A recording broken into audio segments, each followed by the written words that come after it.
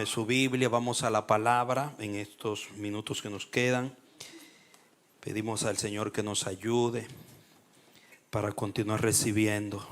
Él nos ha estado hablando ya de una manera muy especial en esta noche por la voz profética y va a continuar haciéndolo a través de las Escrituras. En 1 Corintios 11 vamos a la onceava exposición sobre la madurez del creyente. Estamos tratando de espigar, recibir del Señor en cada capítulo una palabra que pueda edificarnos, que tiene que ver con nuestro crecimiento en Dios, la madurez del creyente, que es el tema que durante estos jueves que el Señor me ha permitido compartir la palabra, hemos estado exponiendo con la ayuda del Espíritu de Dios. Vamos al capítulo 11 y vamos a tratar de comunicar algunos pensamientos allí. No podré exponer todo, pero hay algunos pensamientos que quiero dejarle en este capítulo. 1 Corintios capítulo 11, verso 1 en adelante dice: sean ustedes imitadores de mí, así como yo lo soy de Cristo. Los alabo porque en todo se acuerdan de mí y retienen las enseñanzas transmitidas tal como yo se las entregué. Pero quiero que sepan que Cristo es la cabeza de todo hombre, y el hombre es la cabeza de la mujer, y Dios es la cabeza de Cristo. Todo hombre que ora o profetiza con la cabeza cubierta afrenta su cabeza, pero toda mujer que ora o profetiza con la cabeza no cubierta afrenta su cabeza, porque da lo mismo que si se hubiese rapado. Porque si la mujer no se cubre, que se corte todo el cabello. Y si le es vergonzoso cortarse el cabello o raparse, que se cubra. El hombre no ha de cubrir su cabeza, porque él es la imagen y la gloria de Dios. Pero la mujer es la gloria del hombre, porque el hombre no procede de la mujer, sino la mujer del hombre. Además, el hombre no fue creado a causa de la mujer, sino la mujer a causa del hombre. Por lo cual la mujer debe tener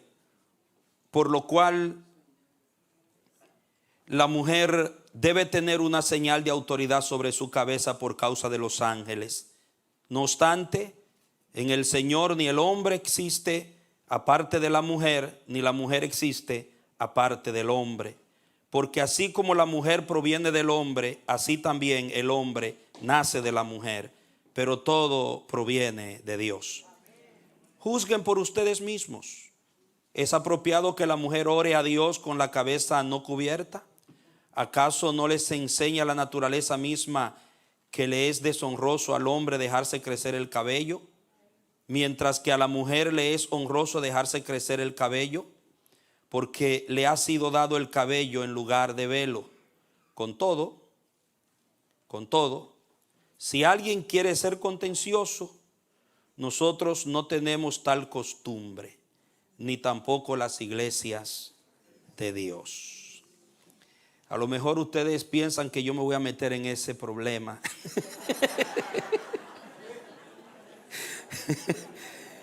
Y tengo de Dios prohibido meterme en ese problema. Voy a tratar, en el verso 16 me voy a concentrar.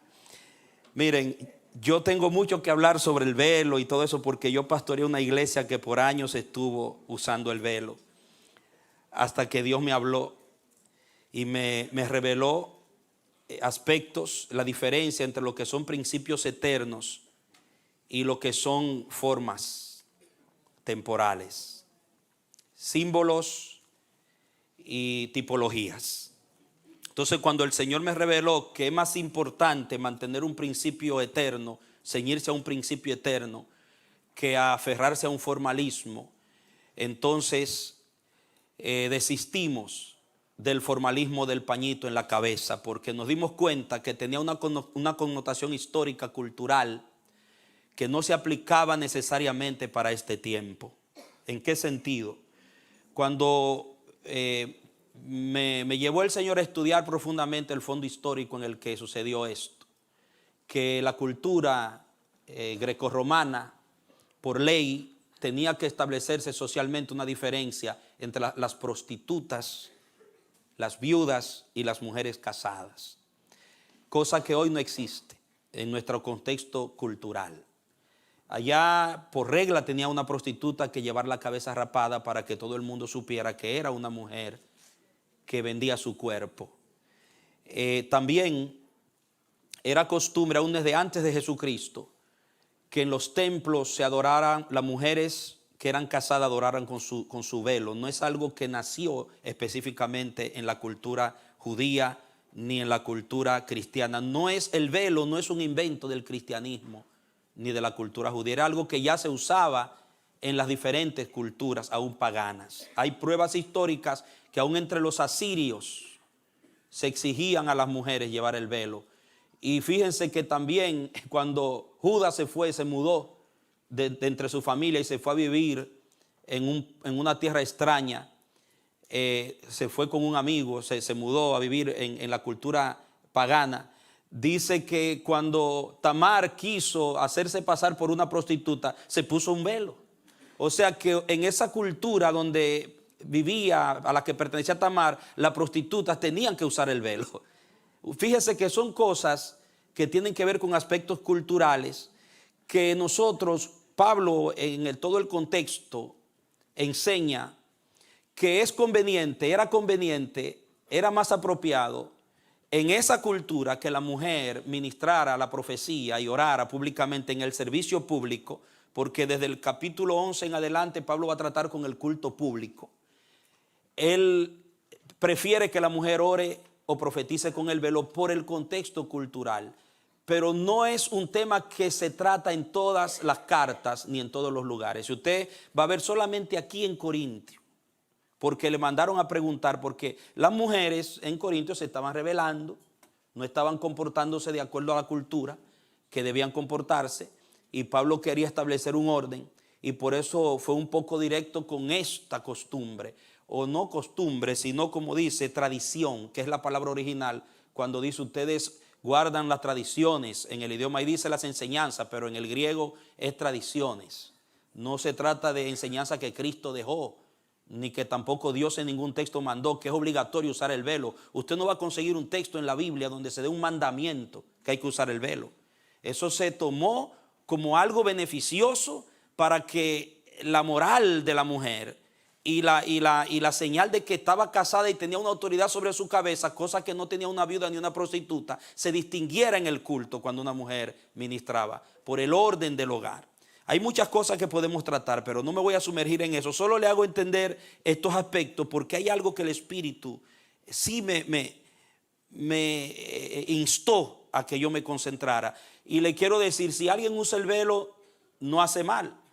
Pero si no lo usa, el que usa no tiene derecho a condenarlo. Porque en ningún sitio Pablo dice que porque alguien no usa el velo peca contra Dios en el pasaje. Lo único que dice es que la mujer avergüenza a su marido, o sea, falta el respeto a su marido. Y también menciona a los ángeles porque están observando en el culto, pero en ningún sitio dice que es un pecado directo contra Dios, porque se trata de una tradición que fue establecida por connotación cultural, no por un mandamiento de un principio eterno. Por eso Pablo va terminando y él dice, bueno, ustedes juzguen si es conveniente. Le entrega eso a que ellos lo juzguen. Si fuera un principio eterno mandado por Dios, Pablo no lo pone a consideración de que ellos lo juzgaran, sino dice, hay que hacerlo en la iglesia. ¿Ustedes me entienden? Y más adelante abajo dice, si alguno quiere ser contencioso, él dice, nosotros no tenemos tal costumbre, ni las iglesias del Señor. En ese versículo pueden haber dos interpretaciones. Una es que la palabra no tenemos esta costumbre, se refiere a la costumbre de usar el velo, lo que dice en todo el contexto, o que se refiere a la costumbre de no contender. Miren, la mayoría de los intérpretes de este pasaje dicen que es un pasaje un poco complicado el texto que voy a tratar. Muchos se inclinan porque la palabra costumbre se refiere a que no tenemos en las iglesias del Señor la costumbre de contender. de entrar en contiendas por estas cosas. ¿Por qué? Porque la palabra que se utiliza en el 11:2 es tradición o enseñanza, no costumbre, para referirse a la práctica del velo. Pero es otra palabra griega la que se utiliza cuando se refiere a costumbre, que habla de un hábito, de un comportamiento establecido, continuo en las comunidades eclesiásticas. Entonces Pablo dice, nosotros no tenemos tal costumbre de contender por estas cosas, según algunos también lo plantean. Pero hoy yo quiero meterme con ustedes en este tiempo que tengo, no en si se puede o no se puede usar el velo, sino más bien la madurez para evitar las contiendas. Eso sí interesa, porque ahí hay principios eternos en la iglesia. Y yo, a los que tengan una inquietud en cuanto a esto, hay consejería pastoral. Si usted quiere seguir profundizando en eso, pida una cita con nosotros los pastores y nos metemos ahí en la palabra sobre el velo. Si usted quiere hablar del velo. ¿Ok? Bueno, muy bien.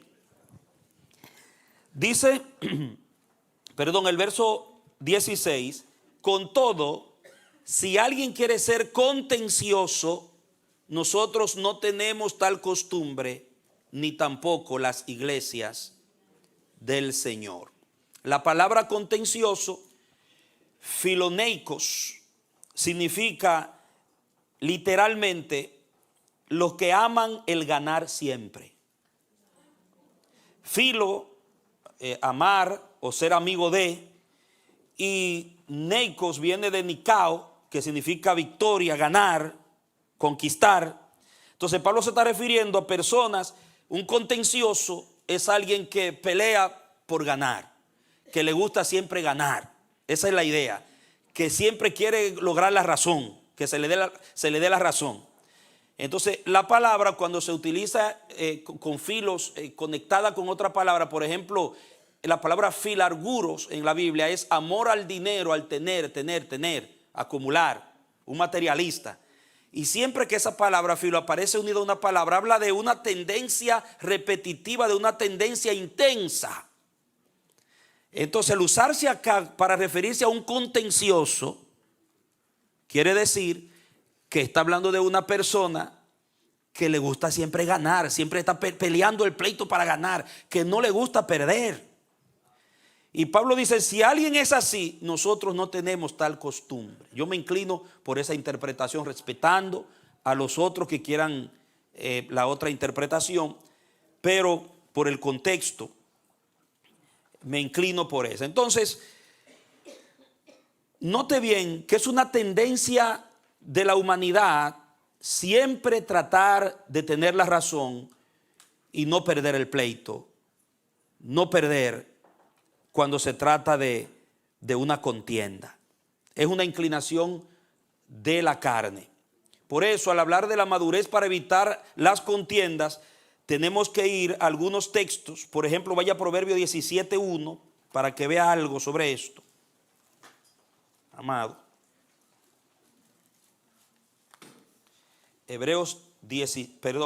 Proverbios 17:1.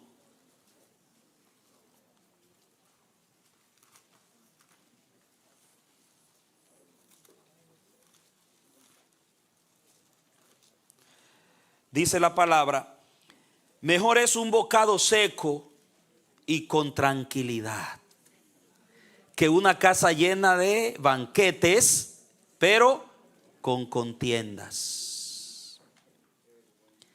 Mejor es un bocado seco, pero con tranquilidad,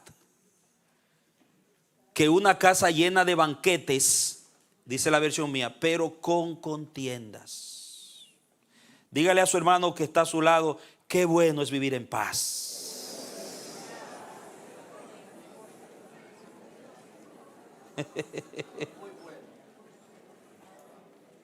Qué bueno es vivir en paz, hermano. Por eso dice el Salmo 133, ¿cómo dice? Mirad cuán bueno y cuán delicioso es habitar los hermanos juntos en pleitos y en armonía. Y ahí viene la metáfora, es como el buen óleo que desciende desde la cabeza hasta el borde de la vestidura de Aarón. Es como el rocío de Hermón que desciende sobre los cauces de Sión, porque allí donde hay ¿qué? Armonía. Envía a Jehová bendición y vida eterna en su casa. Yo leía el ejemplo de la historia de Rebeca cuando Jacob y Esaú estaban en la barriga, en el vientre de Rebeca. Dice que había un pleito constante entre esos dos bebés en el vientre de Rebeca. Y me puse a pensar en una relación análoga con la iglesia. Dice la palabra que llegó un punto cuando ya Rebeca no aguantaba el pleito de esos dos muchachitos dentro de su barriga. Y ella dijo, si esto sigue así, ¿para qué quiero yo la vida? ¿De qué vale que yo siga viviendo con ese jaleo ahí adentro de mi barriga? Esa contienda entre estos dos muchachitos ahí adentro. Oiga, y era tan dura la situación, dice que ella fue y le preguntó al Señor. Ella consultó al Señor. Y el Señor le dijo, son dos naciones que tú tienes ahí en tu vientre, que van a estar en conflicto. Amados, y es lo que nosotros vemos hoy entre los árabes y los judíos. Porque los árabes vienen de Ismael y de Esaú. Y los judíos vienen de Jacob. Un pleito constante. Eso solamente, ese lío lo va a arreglar solamente Jesucristo cuando venga. Y eso fue profetizado desde el momento, amados. Desde el momento que estaban en el vientre. Pero la palabra que a mí me hace ver es cuando Rebeca dice, si esto es así, ¿para qué quiero yo la vida? ¿Quién aguanta un pleito interno? Entonces yo lo relacioné con la iglesia. ¿Cómo se sostiene una iglesia con un pleito interno entre hermanos? ¿Para qué existiría una iglesia con pleitos internos?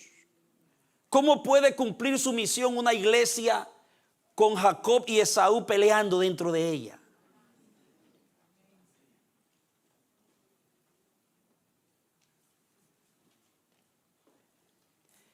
Por eso la palabra habla de que Dios aborrece entre las 6 y 7 cosas que Dios aborrece.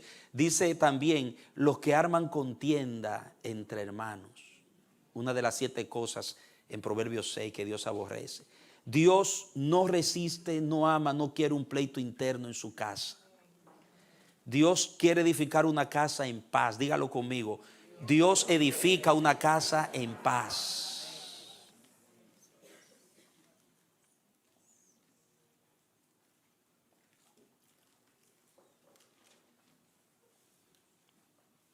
Dios profetizó lo de Esaú y Jacob porque sabía que lo que venía con el rechazo de la primogenitura de Esaú, las consecuencias que vendrían. Pero, amados, cuando Jesucristo viene y restaura y establece la iglesia, Jesucristo dentro de la iglesia viene a establecer su reino. Y la Biblia dice que el reino de Cristo es un reino de paz y de armonía. Y el ministerio que Dios le ha dado a la iglesia es de la reconciliación. Amén. No es el ministerio de pleitos ni de división, es de reconciliación.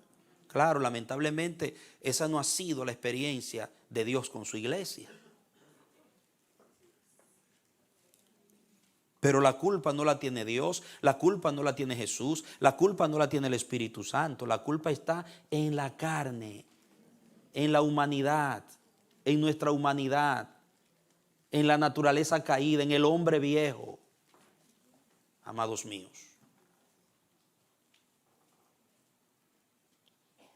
Por algo lo dijo Salomón, es mucho mejor una casa con un pan. Usted compara un banquetes con un bocado seco. Y dice Salomón, es mejor el bocado seco con paz.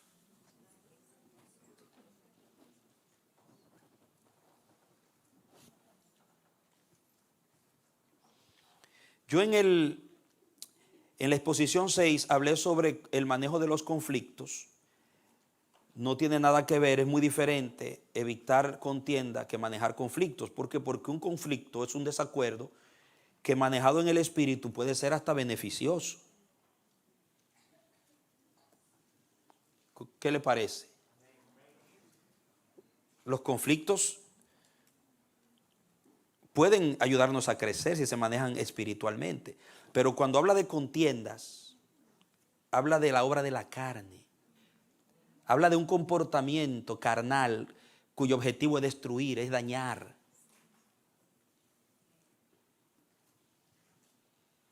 Es algo que va más allá de un conflicto, la contienda. No tiene nada que ver con el espíritu, la contienda. Por ejemplo, vamos otra vez a 1 de Corintios. Muy bien. Capítulo 1. Vaya al 1.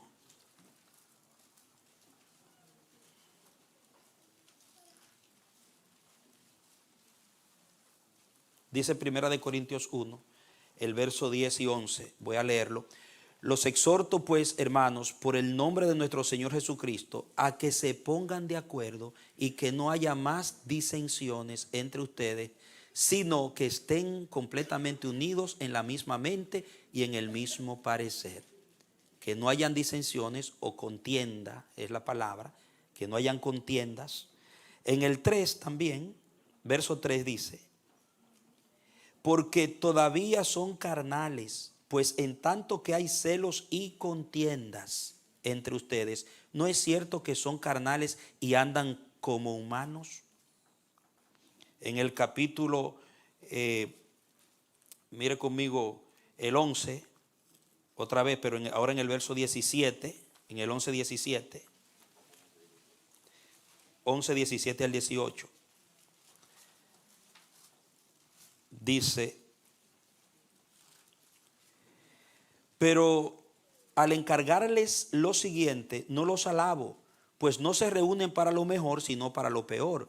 Primeramente, porque cuando se reúnen como iglesia, oigo que hay entre ustedes, ¿qué? Divisiones, y en parte lo creo, porque es preciso que haya entre ustedes disensiones o partidismo para que se manifiesten entre ustedes lo que son aprobados. Note la inmadurez. En el capítulo 3 dice que se debe a que son carnales, inmaduros. Por eso tanta contienda dentro de la iglesia en relación a muchos temas, muchas situaciones, muchas formas de comportamiento que hemos ido tratando en el camino. Pero me interesa que vea usted que era un problema, era una conducta repetitiva y era una condición que tenía la iglesia en una situación que no era lo ideal. Mis amados. Por eso en el 12, cuando trata a la iglesia como un cuerpo, en el verso 4 dice, 12:4, mire, ahora bien, hay diversidad de dones, pero el Espíritu, note la palabra, es el mismo. Hay también diversidad de ministerios, pero el Señor es el mismo. También hay diversidad de actividades, pero el mismo Dios es el que realiza todas las cosas en todos. Pero a cada cual le es dada la manifestación del Espíritu para provecho mutuo. Luego usted se mueve al 13, verso 13, bueno, 12 y 13. Mire, porque de la manera que el cuerpo es uno solo, note la palabra, y tiene muchos miembros, y que todos los miembros del cuerpo, aunque son muchos, son un solo cuerpo, así también es Cristo. Porque por un solo espíritu fuimos bautizados todos en un solo cuerpo. Note la palabra un solo, un solo, un solo, un solo. Porque era un problema, las contiendas, los pleitos, la carne. Tenía la iglesia afectada, enferma. Amados míos, En el versículo 20 del 12, pero ahora son muchos los miembros y a la vez un solo cuerpo. 24, porque nuestros miembros más honrosos no tienen necesidad, pero Dios ordenó el cuerpo dando más abundante honor al que le faltaba. ¿Para qué? Para que no haya, ¿qué?, desavenencia en el cuerpo, sino que todos los miembros se preocupen los unos por los otros. La desavenencia es rompimiento, división por causa de los pleitos. Triste la condición de esa iglesia. Entonces en el 13 le muestra el camino más excelente y les habla del amor. El don eterno del amor. Dice el 13:4, el amor tiene paciencia, es bondadoso, el amor no es celoso, el amor no es contencioso, no es ostentoso, ni se hace arrogante, no es indecoroso, ni busca lo suyo propio, no se irrita, ni lleva cuentas del mal. No se goza de la injusticia, sino que se regocija con la verdad. Todo lo sufre, todo lo cree, todo lo espera, todo ¿qué? Lo soporta. No es amante de contienda, pero el amor es un fruto del Espíritu. Entonces podemos ver a Pablo tratando de llevar a la iglesia a un punto que puedan discernir y entender que en el cuerpo de Cristo tiene que haber armonía, tiene que haber paz. Y tenemos que adorar y servir orientados a promover la unidad, la reconciliación, el vivir en paz los unos con los otros. Ese es el llamado. ¿Para qué? Para que se vea el reino. Para que se vea el reino. Diga, porque donde hay contiendas, el reino no se puede ver, no se puede revelar. ¿Por qué? Porque si Cristo no se revela, no hay reino. Donde Cristo no se revela, no hay reino, y la iglesia existe para revelar a Cristo. ¿Cuántos lo creen? Nosotros estamos aquí para revelar a Cristo, para que Cristo, su personalidad se vea. Y si hay contiendas, eso no revela a Cristo, eso no revela el reino. No solamente en el aspecto de la iglesia como tal, sino también en la iglesia como familias que somos, en nuestras casas, porque usted sigue siendo iglesia en su casa.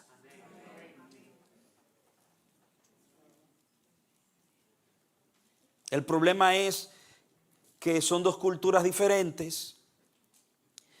Venimos de contextos sociales, familiares, donde todo se arreglaba con ira, con pleitos, con agresividad, con reacciones, hostilidad.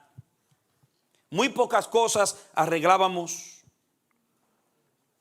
buscando la paz, dialogando tranquilos. Todo era peleando, discutiendo. Y nos levantamos en ese ambiente tenso, ese ambiente de la carne y de la sangre. Se nos enseñaba desde chiquito, no te dejes dar de nadie. No te dejes dar de nadie, porque te cogen de agua de coco. Así era. Y yo a mis hijos se lo decía cuando lo mandaba para la escuela. No se me dejen dar de nadie, porque si le dan, usted se queda. Pero en realidad, hermano, no es realmente la enseñanza que Jesucristo nos entregó. Entonces nos criamos con ese espíritu vengativo de la retaliación, agresivos. Y sin hablar de las películas y los programas y los medios que lo que promueven es violencia, venganza. En una película, si no hay venganza, no está buena. Bueno.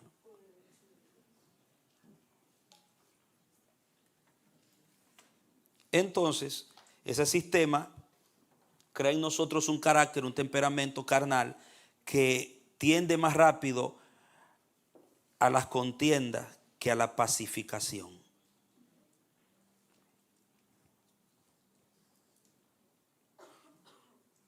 Sin embargo, eso puede ser superado. Diga, eso puede ser superado. Tenemos el Espíritu de Cristo en nosotros para resolver las cosas tranquilos. Diga, con amor, que no se irrita, todo lo soporta, busca el bien. Siempre, el amor siempre está en pro del bien, el amor de Dios.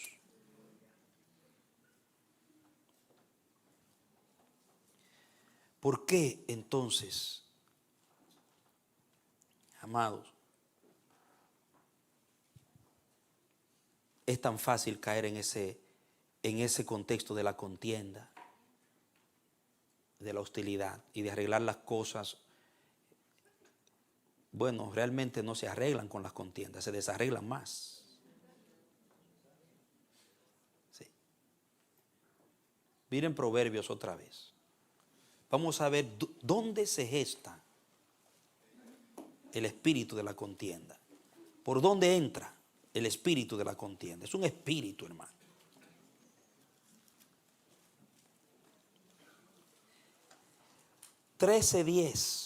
Proverbios 13:10. Dice mi Biblia, ciertamente la soberbia producirá contienda, pero con los que admiten consejo está la sabiduría. ¿Qué produce contienda? La soberbia. ¿Por dónde entra el espíritu de la contienda? Por mi soberbia. Sigamos leyendo. 15:18. Ahí mismo al ladito, 15:18.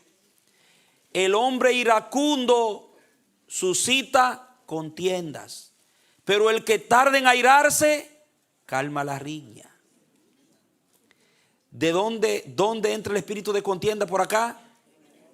En el hombre iracundo, por la ira descontrolada. Siga leyendo. 16:28. Mírelo. El 16:28. El hombre perverso provoca la contienda y el chismoso aparta a los mejores amigos.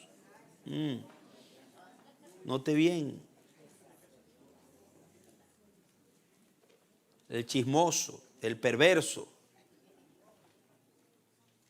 Y el 29 ahí mismo, dice el 29.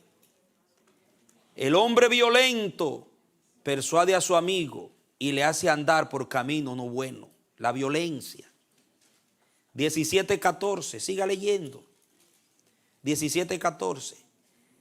El que comienza la contienda es quien suelta las aguas. Desiste, pues, antes que estalle el pleito. El que comienza la contienda es el que suelta las aguas. Y ahí mire, bla, bla, bla, bla, bla, bla, bla, bla, bla. Es el que comienza a insultar, el que comienza a ofender, el que se queda en silencio, apacigua la cosa, tranquilo. Suelta las aguas. Mira otro texto, 18:6. Los labios del necio entran en contienda y su boca clama por los golpes.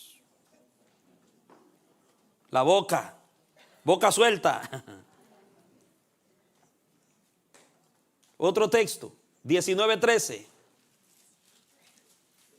19:13. El hijo necio es la ruina de su padre y gotera continua son las contiendas. ¿De quién? Ajá. Mire, una gotera ahí, cae sobre una piedra hasta que le hace un hueco. Otro texto. El 23. Al hombre le es honroso apartarse de la contienda, pero todo insensato se envolverá en ella. 22:10. ¿Por qué yo le leo todos estos? Pero para que usted vea que la contienda es un virus dañino, terriblemente dañino, que en la Biblia se habla, y eso yo me metí en Proverbios aquí, pero a través de toda la Biblia hay una serie de casos que no tenemos tiempo. Pero Salomón le dedicó en sus proverbios un gran espacio a hablar del origen de la contienda. El 22:10, echa fuera ¿a quién? Al escarnecedor, y se acabará la contienda. Se evitará la contienda. También cesará el pleito y la afrenta. ¿Quién es el escarnecedor? El burlador, el que hace bullying. Y hay gente que son burladores, que se burlan. Y ahí, hermano, es la que provocan al otro. Ustedes recuerdan el caso de Ismael e Isaac. Que Ismael se burlaba de Isaac. Cada vez que Isaac pasaba, se reía. Dice la Biblia. Porque como Isaac significa risa, el muchacho, el hijo de la egipcia, le cogió con hacerle bullying a Isaac. Y cuando Isaac pasaba, porque se llamaba risa, ¿usted entiende? Hasta que mire, Sara dijo, no, espérate, el asunto se estaba saliendo de la mano ya. Y Sara dijo, esto me está dañando el ambiente en la casa. Mira, Abraham, decide con esa mujer. Sacaron al escarnecedor y se acabó la contienda. Abraham le dijo, haz lo que tú quieras con tu sierva, es tuya, resuelve. Y se fue la egipcia con Ismael, con el escarnecedor, y vino la paz en la casa. Hermano, y eso lo dice Salomón. Muy bien, 26:20. 26:20. Dice, sin leña se apaga el fuego, y donde no hay chismoso, cesa la contienda. Entonces el chismoso, peligroso, hermano. 21. El carbón es para las brasas, la leña para el fuego, y el hombre rencilloso para provocar ¿qué? Agarren ahí los hombres, que ahorita cuando habló de la mujer gotera continua, le toca a ustedes también aquí. Hay hombres rencillosos también, no son las mujeres nada más. Contenciosos, que cuando se agarra ya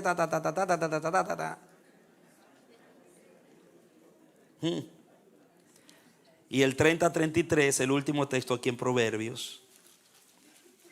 30:33, nada habla mejor que la misma palabra. Dice, ciertamente el que bate la leche sacará mantequilla. El que con fuerza se suena la nariz sacará sangre. Y el que provoca la ira causará contienda. Entonces, ¿qué puedo notar aquí? El origen. Orgullo en el corazón, ira suelta, descontrolada, boca suelta y mano suelta. Ahora yo me pregunto, ¿cómo describiría usted una persona así? Con un carácter así, orgulloso de corazón, altivo, que le da rienda suelta a la ira, por cualquier cosa está manoteando, golpeando, y por cualquier cosa se le va la boca. Es una persona que tiene un terrible problema emocional. Está enfermo emocionalmente. Hay una crisis de fe y una crisis del alma en una persona así. Entonces el origen de la contienda se debe a una persona. Cuando una persona es un contencioso, como dice Pablo, el que quiere ser contencioso, nosotros sí no somos así. No andamos en eso. Porque Pablo sabe lo dañino que es un contencioso y el daño que le hace al pueblo de Dios, el daño que le hace a una familia, el daño que le hace a las relaciones, el contencioso. Entonces un contencioso es una persona enferma que donde quiera que va deja un lío, arma un lío, hermano. Y uno tiene que verse al espejo de la palabra y uno preguntarse, ¿soy yo una persona contenciosa o soy una persona de paz? ¿Soy neurótico? ¿Estoy enfermo del alma? ¿Estoy afectada que donde quiera todo lo tomo mal, todo es un conflicto, todo lo quiero llevar al terreno del conflicto, todo lo quiero resolver con pleito, con ira, con reacciones? O pienso un rato, el amor tiene paciencia, es paciente, el amor todo lo soporta, el amor. Pienso en el amor. Y es lo que yo veo en el cuadro de Salomón. Esa personalidad, el cuadro que da Salomón de un chismoso, un iracundo, un orgulloso de corazón, uno que habla dándole rienda suelta a la boca, el que suelta la mano fácil, los golpes, es alguien que tiene un problema que el Espíritu Santo tendrá que tomar control. Porque si hay crisis espiritual y hay crisis emocional, solamente la palabra de Dios, solamente la oración, solamente el Espíritu Santo puede traer un cambio, una sanidad y una liberación. Y para eso vino el reino a tu vida, para eso vino el reino de mí, para hacerme un hombre de paz. Y es importante entender que cuando la palabra habla de paz, cuando se hablaba de paz, no se hablaba simplemente de ausencia de conflicto, se hablaba de salud integral. La paz era salud integral, el shalom en hebreo, el eirene en griego. Quería decir con alguien que como él está lleno de esa armonía con Dios, está dominado con esa armonía consigo mismo y no tiene que hacer yoga, no tiene que hacer nada con yoga, pero sí con meditación de la palabra. Hermano, meditar en la palabra, tener tiempo con Dios orando, pasar tiempo con Dios en reflexión. Mis amados, te sana, te cura el Espíritu. Diga conmigo, el Espíritu Santo todo lo cura, hasta la locura también la cura. Todo lo cura el Espíritu Santo.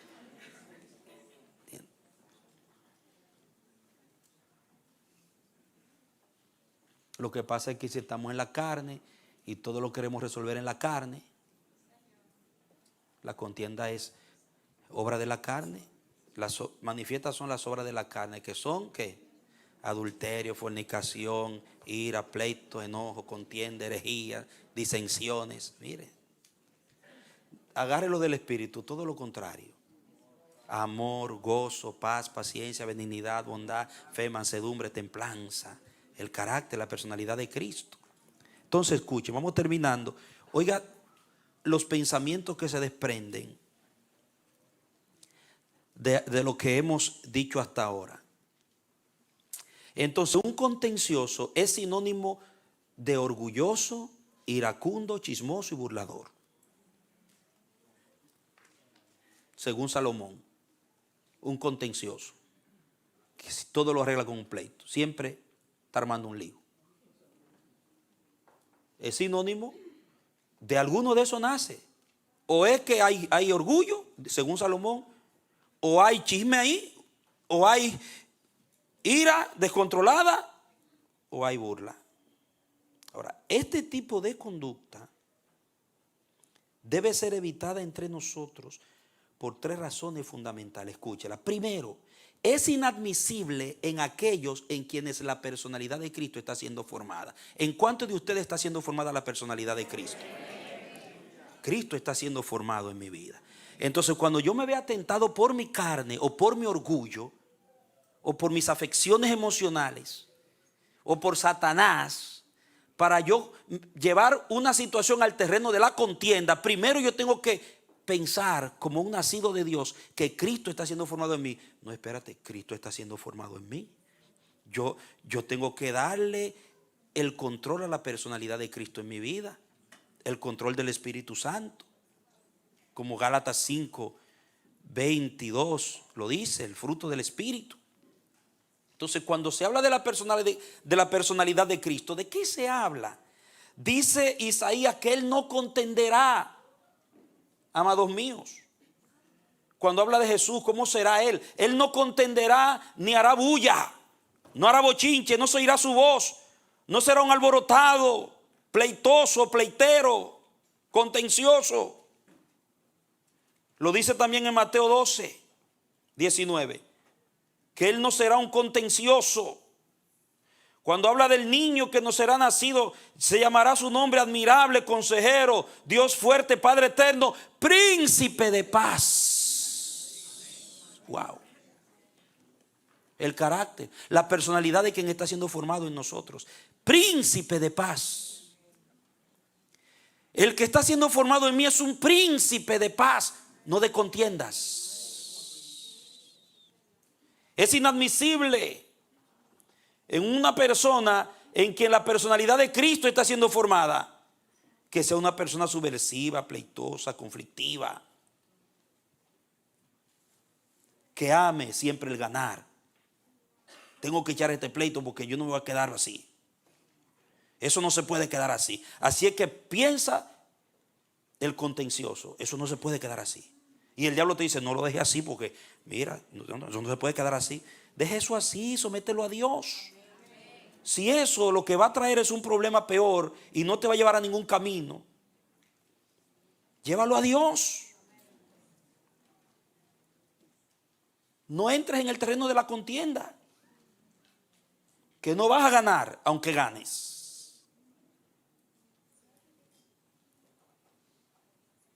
Entonces, el mismo Señor le decía a los discípulos, tengan paz entre ustedes, haya sal, tengan paz. Y cuando en el Sermón del Monte habla del que quiera ponerte a pleito, ¿cómo tú tienes que hacer con el que te quiere poner a pleito? No permita que te lleve al terreno del pleito. Si te quita la túnica, déjale también la capa. Si te obliga a ir 2 millas, ve 3. ¿Usted me entiende? Si te da por la mejilla derecha, ponle la izquierda. ¿Qué está hablando Jesús? Sean gente de paz, no de pleito, porque así es su personalidad. Y por no hablarle, bienaventurados los pobres en espíritu, dice los de corazón limpio, los misericordiosos, los pacificadores. Pero no sé qué pasa hoy en la iglesia, hermano, que por cualquier cosita ya estamos saltando, hermano. Ya queremos complicar las cosas. Cualquier cosita la complicamos, hermano. Y la iglesia sufre como estaba sufriendo. Por eso le puse el ejemplo al comienzo. Como estaba sufriendo Rebeca con esos 2 muchachitos peleando. La iglesia sufre cuando hay hermanos dentro de la iglesia peleando con un pleito sin resolver. La iglesia sufre y el Espíritu Santo se contrista, dice la palabra. ¿Cuánto aman su iglesia? ¿Usted ama su iglesia? Entonces, no la haga sufrir. No seamos contenciosos. Seamos gente de paz. Hermano. Es inadmisible en una persona que Cristo está siendo formado en él. Segundo, es inadmisible en aquellos que tienen en su encargo un mensaje de reconciliación y paz. Dice que Él nos entregó el ministerio de ¿qué? Del pleito. Fue un ministerio de pleito que te entregó. Hay cristianos que parece que el ministerio que el Señor les entregó fue el ministerio de pleito, de contienda. Dice, nos entregó el ministerio de la reconciliación. Entonces usted tiene un mensaje. Esto es tan lindo que yo leí en Mateo 6. Y cuando el Señor manda a los discípulos, le dijo, no vayan donde los samaritanos, ni sobre los gentiles, porque es pleito que va a haber, todavía no están crudos todavía. Vayan a los de Israel, a los de su pueblo. Vayan a los que son de su pueblo, para evitar pleito ahora. Después ustedes van a ir cuando estén llenos, full llenos del Espíritu Santo. Le voy a quitar el límite. Y fueron, y Jesús le dijo, donde ustedes entren, si esa casa es digna de paz, vuestra paz se quedará con esa casa. Oiga, eran portadores de paz que cuando salían de la casa donde se hospedaban dejaban paz. No dejaban un lío, hermano. Gente sana, liberada de demonios, libres y llenas de paz. ¿Qué dejamos donde vamos? Paz. ¿Qué llevamos? Paz. O siempre estamos buscando la quinta pata al gato. Es más, hay gente, hermano, que el día que no pelean no duermen bien.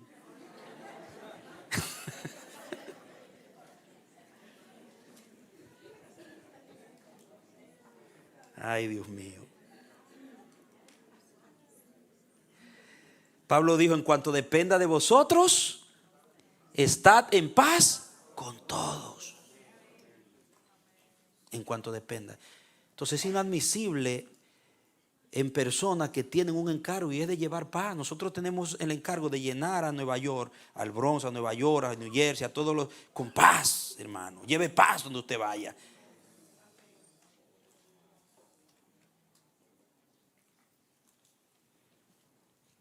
Hay que ser libre de la contienda. Y último pensamiento. Es inadmisible en hombres que ejercen un sacerdocio.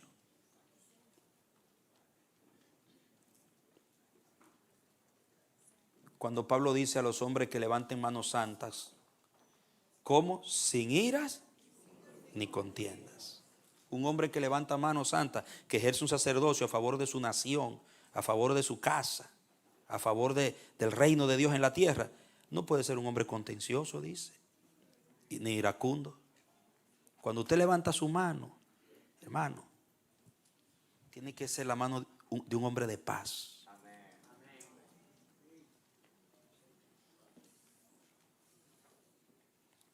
Dice la Biblia. ¿Por qué? Porque así está el mundo. Con esto concluyo. ¿Cómo está el mundo? Contiendas por todos los lados. Desde que el pecado entró al mundo, hermano, es contienda, una batalla, conflicto constante. Entonces, el Señor vino a restaurar la paz, porque al reconciliarse con Dios, el primer beneficio que se nos concede en nuestro espíritu es la paz. Dice, justificados pues por la fe, tenemos paz para con Dios por medio de nuestro Señor Jesucristo. Cristo logró la paz. Y no solo logró la paz, sino que te hizo un pacificador. Amén, familia. Muy bien. Entonces vamos a evitar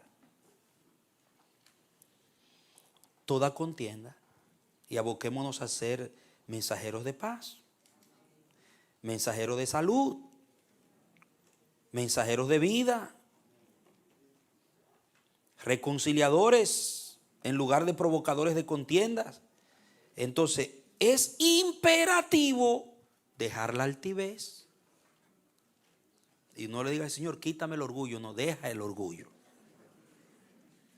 Déjalo. Dejar la ira. Señor, quítame la ira. Sácame esta rabia, Espíritu Santo. Dejar la ira y el enojo, dice la Biblia. Léelo, ahí está. Deja la ira y el enojo. Si te dice deja es porque hay algo que tú tienes que hacer con eso. Déjala. Dejar el chisme. ¿Y qué más era lo otro?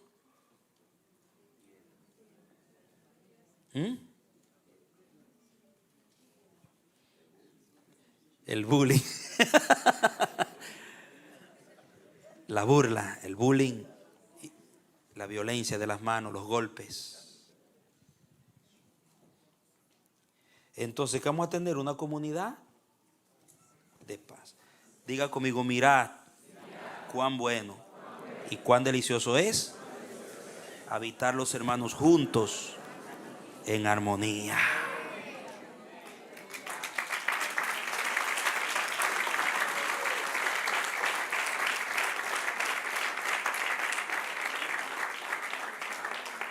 Si alguno es contencioso, nosotros no tenemos esa costumbre.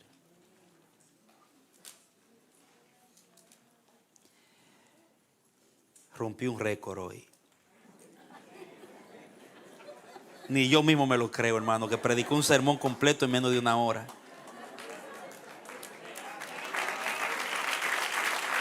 ¿Están contentos ustedes hoy?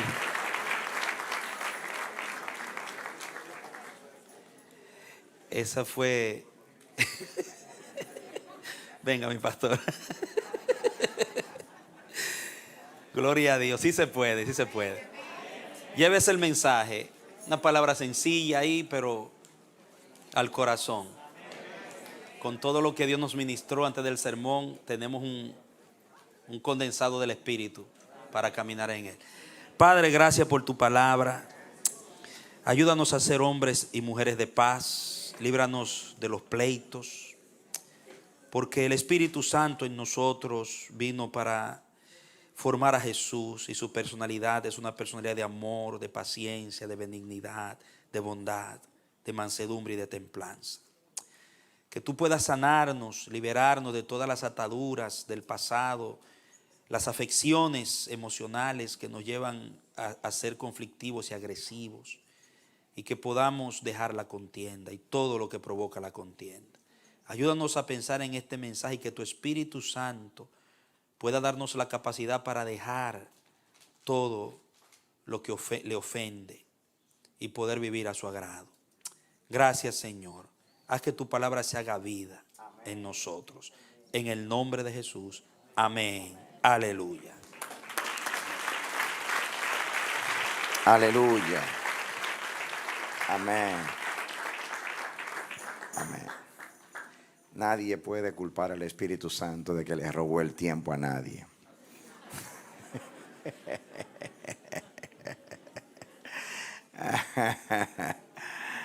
¿Te escuchó, Pastor Manolo?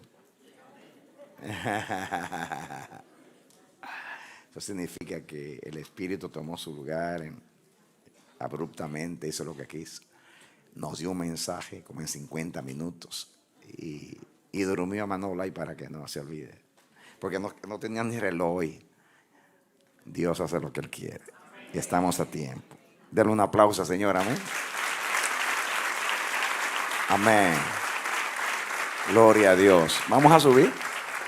Vamos a cantar. Ahí miren, ya lo tienen allí, unidos en un cuerpo. Amén. Hermoso mensaje, muy oportuno, necesario. Cuando se predica de eso, la gente dice: ¿qué está pasando en la iglesia? Que el pastor está hablando de eso. No. El Señor aquí da medicina preventiva, no curativa. Es para que no suceda, no para que está sucediendo, porque está sucediendo, sino para que no suceda. Es toda nuestra manera de vivir.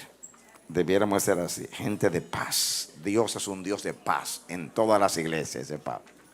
Amén. Gracias sean dadas a Dios por Jesucristo nuestro Señor. Fíjese, en un contexto en el versículo que el pastor leyó al principio, ¿no?, donde sacó el texto, que es un pasaje que ha dividido a muchos en sus opiniones. Y yo los voy a inquietar a ustedes, que vayan inquietos para la casa a estudiar. Lo voy a meter en contienda. Saben que siempre me he preguntado cuando leo ese pasaje, que Pablo, porque nos concentramos en la mujer, ¿no?, que Pablo dice que si el hombre ora o profetiza con la cabeza cubierta frente a su cabeza. Y yo me pregunto, los judíos siempre han orado con el talí, con la cabeza cubierta. Y lo está diciendo un judío, Pablo, que el hombre afrenta su cabeza cuando ora con la cabeza cubierta. Cuando Moisés en Horeb vio a Dios, que Dios le dijo: quita sus zapatos, dice que cubrió su rostro. El rostro era todo, no era que se puso así. Tuvo miedo de mirar a Dios. Los serafines tienen 2 alas solamente para cubrirse y no darse ver el rostro delante de Dios.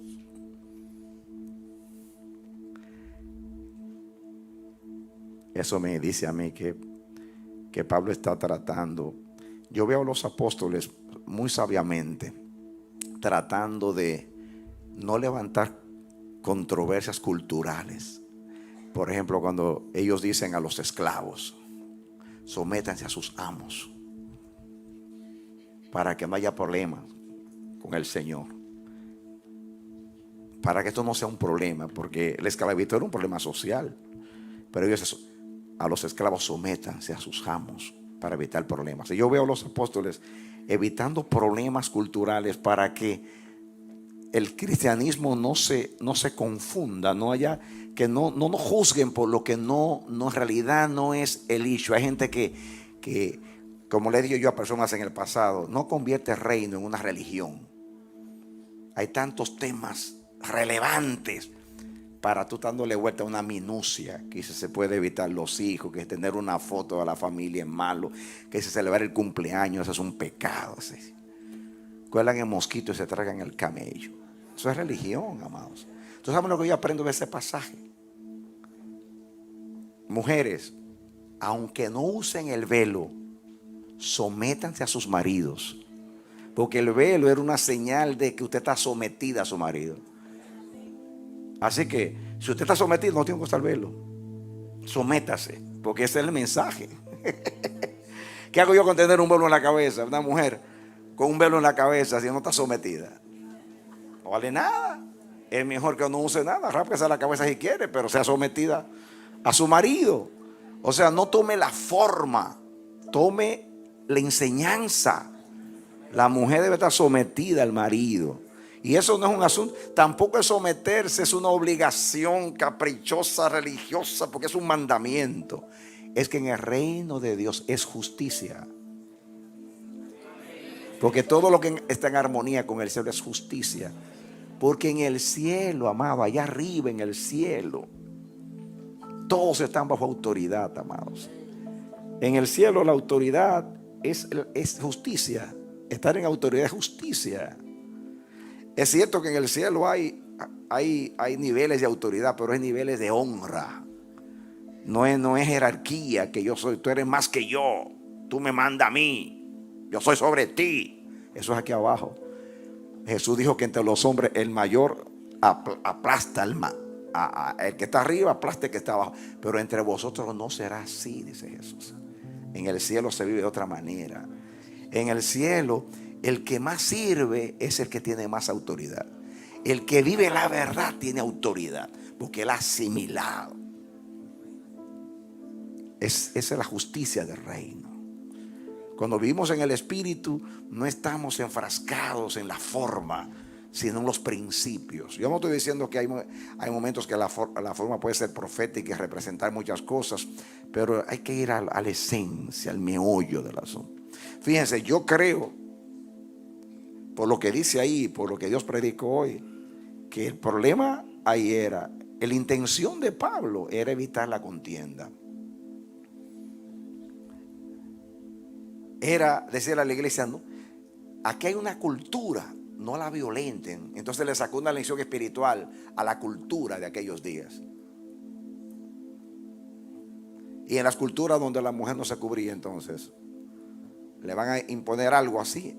No, yo el mensaje lo veo tan hermoso, porque el velo era una representación de que la mujer estaba honrando a su varón, que estaba sometido a él.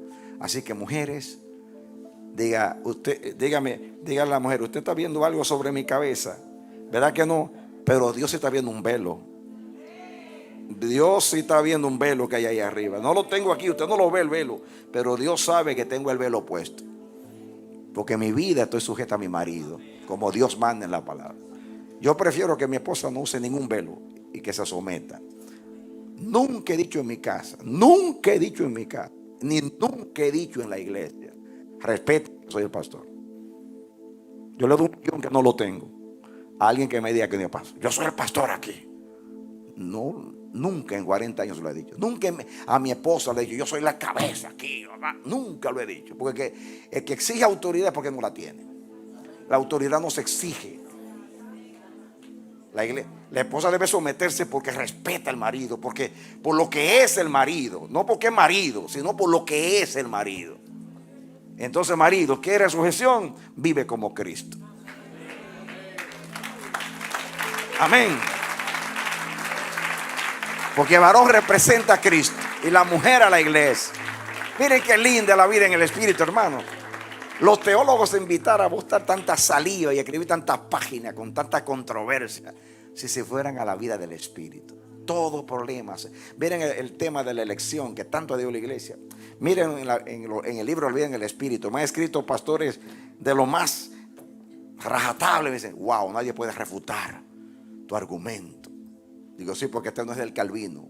Este es el argumento del Espíritu. Y como es del Espíritu, nadie lo puede refutar. Esto no es teología. Esto no es teología. La vida del Espíritu no es teología. Es vida en el Espíritu. Y cuando usted explica la cosa en el Espíritu, se caen los argumentos. Se va toda contienda. Porque la teología es contienda. Discusiones inútiles. Donde está el Espíritu de Dios hay armonía. Hay armonía. Amén. Gloria a Dios. Amén. Gloria a Dios. Nosotros somos el rompecabezas de Dios. Piezas distintas, pero unidas formando un paisaje muy lindo. Dale un aplauso al Señor. Amén. Como el cuerpo. Miembros, muchos miembros. Todos distintos, pero un solo cuerpo. Vamos a cantar. Unidos en el cuerpo, un cuerpo. Amén. Amén. Levantemos nuestras manos. Padre, gracias. Muchas gracias por traernos esta noche. Hemos sido muy bendecidos en tu presencia. Nos hemos, Señor, llenado de la fuente. Nos hemos saciado en ti. Gracias por tu palabra, Señor. Gracias. Hemos oído tu voz a través de la palabra profética y a través de las palabras expuestas. Y nos vamos enseñados, edificados. Perdónanos, guárdanos, llévanos bien a nuestros hogares. Ahora meditando en estas cosas, guárdanos de la contienda y que nuestra relación sea de paz y de armonía. Porque así es el reino de Dios. El que produjo contienda lo echaron del cielo e irá al infierno para siempre. Pero la esencia misma del reino de Dios es el gran mandamiento. Oye, Israel, el Señor tu Dios, el Señor uno es. Gracias. Llévanos en paz, con tu cuidado y protección, guardándonos del mal y preservándonos para tu reino. En el nombre de Jesús. Amén. Dale un aplauso al Señor y un abrazo a sus hermanos.